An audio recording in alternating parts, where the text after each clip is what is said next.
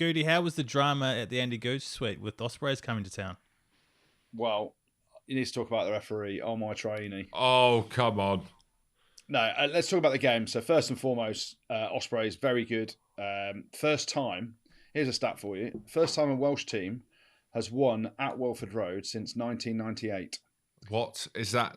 Is that the stats? Is it? I mean, that's where it's stats and data and science, if you can call it science. I listen to that. Yeah. And who played in that game in 1998 when Leicester lost to a Welsh team at Welford Road? Well, it weren't me. It was me. Who was it? Me. Cardiff.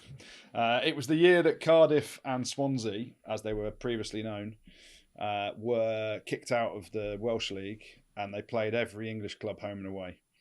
Not part of the English League, but they just played friendlies home and away. So obviously Leicester put the shags out. 18-year-old Andy Goode.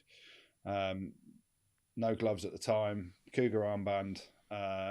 We just got filled in by Cardiff's best team. So I saw that stat and I'm like, oh shit, yeah, I remember that. I was buzzing. Friday night game. I'm like, this is my first start for Leicester as a kid. And yeah, we got absolutely hosed. So, but Ospreys, Jack Morgan. Oh my word. How good is he? Well, this is the thing. He's amazing. And I'm doing BT Sport on Saturday down in Exeter against Cast. Sam Warburton is on comms with me. And pre-match, we're having some food. Of course we are. And we're chatting about the game, chatting about Jack Morgan. He's basically said he's Wales' next captain.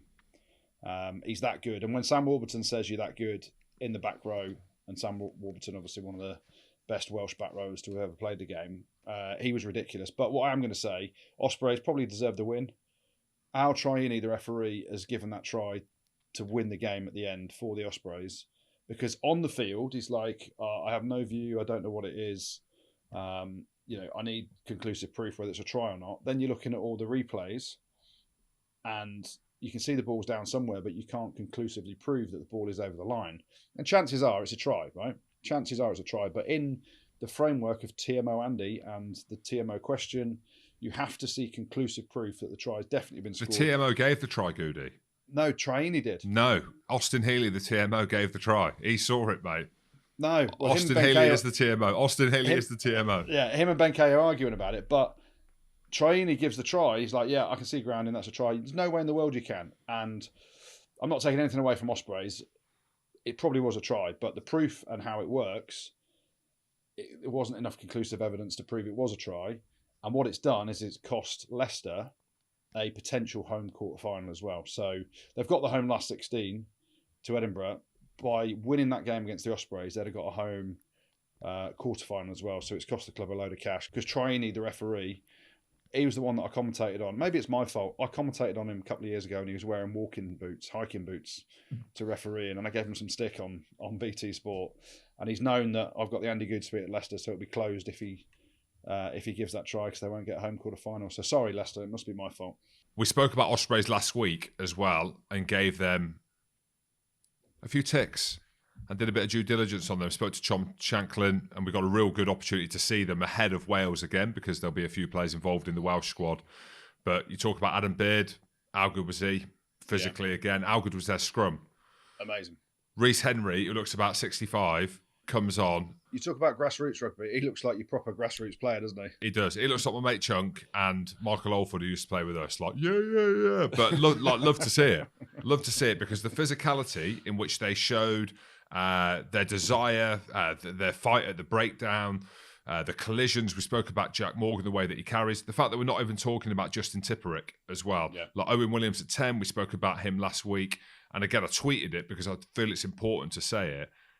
How good is it seeing Ospreys back to that level? Like not just for rugby, but for Welsh rugby going into the Six Nations and for the future of Welsh rugby in this competition. Because you think of years gone by, the Ospreys are the one that stick out when they had the glory days with the likes of Shane Williams, Lee Byrne, Hookie.